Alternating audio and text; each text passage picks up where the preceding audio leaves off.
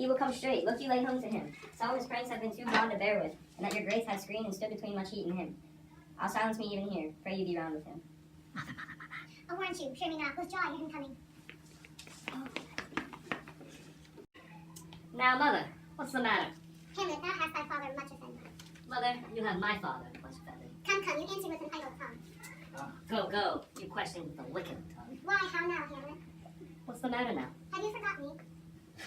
No, by the road, not so. And you are the queen, your husband's brother's wife. And were it were not so, you are my mother. Nay, then I'll set those to you that can speak. Come. Sit you down. You shall not budge. You go not till I set you up and rest, where you may see the inmost part of you. What wilt thou do? Thou wilt not murder me. Help! What? Help! Oh no! All right! Dead for a ducat! Dead! Bruh. Oh, I'm slain! Oh me, what hast thou done? Nay, I know not. Is it a king? Oh, what a rash and bloody deed is this? A bloody deed, almost as bad, good mother, as kill a king and marry with his brother. As kill a king? Aye, lady, it was my word. Oh, thou wretched, rash, intruding fool!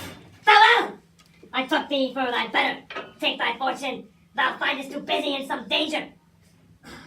Leave wringing of your hands. Peace. Sit you down, and let me wring your heart. For I so shall, if it be made of penetrable stuff. If David custom have not praised it so, let it be proof and bulwark against sense. What have I done, that thou dost wag thy tongue, and noise so rude against me? Such an act that blurs the grace and blush of modesty, calls virtue hypocrite, takes off the rose from the fair forehead of innocent love, and sets a blister there, makes marriage vows as false as dicers' oaths. Oh, such a deed as from the body of contraction plucks, and the very soul and sweet religion makes a rhapsody of words. Heaven's face does glow o'er the solidity and compound mass, with heated visage against the doom, is thought sick at the act. I mean, what act that roars so loud and thunders in the index? Look here upon this picture. On this, the counterfeit presentment of two brothers. See what grace was seated on this brow. Oh, Hyperion's curls, the front of Jove himself. An eye like Mars, to threaten and command. A station, like the herald Mercury, new lighted on a heaven-kissing hill. Oh, a combination in a form indeed, where every god did seem to set his seal, to give the word assurance of a man. Oh, this was your husband. Look, you now what follows. Here is your husband, like a mildewed ear, blasting the wholesome brother. Have you eyes? Could you not on this fair mountain leave to feed and fatten on this moor? Ha! Have you eyes? Could you on this... You cannot call it love, for at your age, the heyday in the blood is tame. It's humble and waits upon judgment. And what judgment would step from this to this? Sense, sure you have. Oh, else could you not have motion? But sure that sense is apoxolate, for madness would not err, nor sense to ecstasy was ne'er so thralled, but it reversed some quantity of choice to serve in such a difference. What devil was it that has condensed a hued man blind? Eyes without feeling, feeling without sight, ears without hands, or eyes smelling sans all, or but a sickly part of it one true sense, could not so mope. O shame, where is thy blush? Rebellious hell, if thou canst minute in a matron's bones, to flaming youth let virtue be as wax, and melt in her own fire. Proclaim no shame, when the compulsive ardor gives the change, since frost itself as actively doth burn, and reason ponders will. Oh, Hamlet, speak no more. Thou turnest my eyes into my very soul, and there I see such black and grained spots as will not leave their teeth. Nay, but to live in the rank sweat of an enseamed bed, student corruption, honeying and making love over that nasty sty. Oh, speak to me no more. These words like daggers enter in my ears. No more, sweet Hamlet. A murderer and a villain, a slave that is not 20th part of your precedent lord, a vice of kings, a cart purse of the empire and the rule, that from a shelf of precious diadem stole and put it in his pocket. No more! A king of shreds and patches. Save me, and hover over me with your wings, you heavenly guards. What would your gracious figure?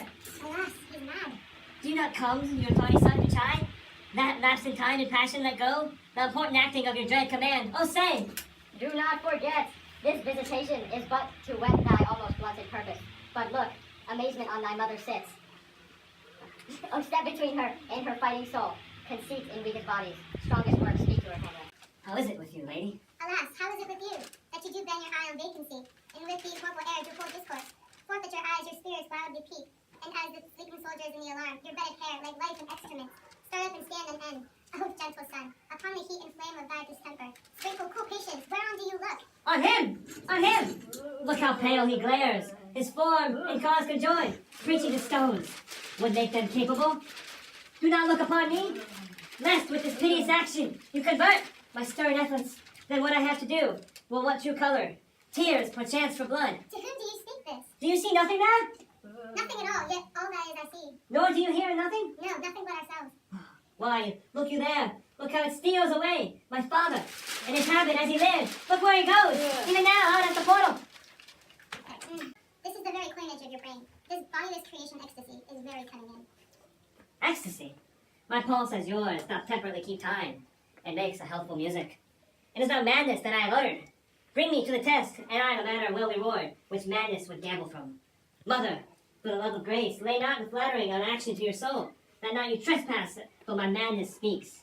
It will but skin and film the ulcerous place, while rank corruption mighty all within, infects unseen. Confess yourself to heaven.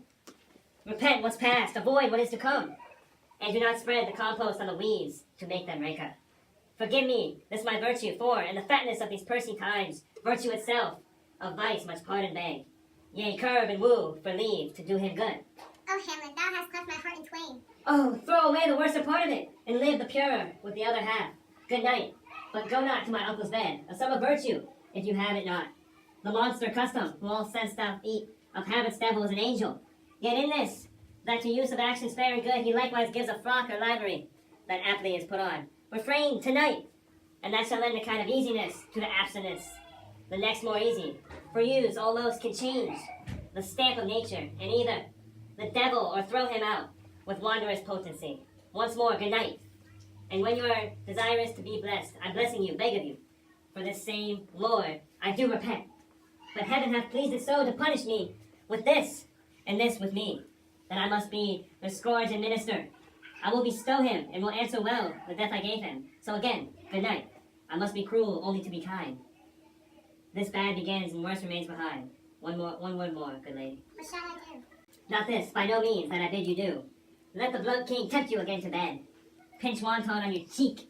Call him you're his mouse, and let him, for a pair of reachy kisses, or paddling on your neck with his damned fingers, make you to ravel all this matter out.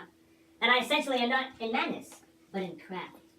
'Twere good that you let him know, for who's that but a queen, fair, sober, wise, would from a panic, from a bath of give, such dear concernings hide? Who would do so? No, in despite of sense and secrecy, unpeg the basket, and on the house's top, let the birds fly, and like the famous ape, to try conclusions in the basket creep and break your own neck down. Be thou assured, if words be made of breath and breath of life, I have no life to breathe what thou hast said to me. I must to England, you know that. Alack, I had forgot. 'Tis so concluded on. There's letters sealed, and my two schoolfellows, whom I trust as I adders fang, they bear the mandate. They must sweep my way, and marshal me to knavery. Let it work. For this sport to have the engineer hoist with his own petrode, and it shall go hard. But I will delve 1 yard below their minds, and blow them at the moon. Oh, 'tis most sweet, when in one line two crafts directly meet. Oh, this man shall set me packing. I lug the guts into the neighbor's room. Mother, good night indeed. This counselor is now most still, most secret, and most grave, whose was in life a foolish painting knave. Come, sir. Draw toward an end with you. Good night, mother.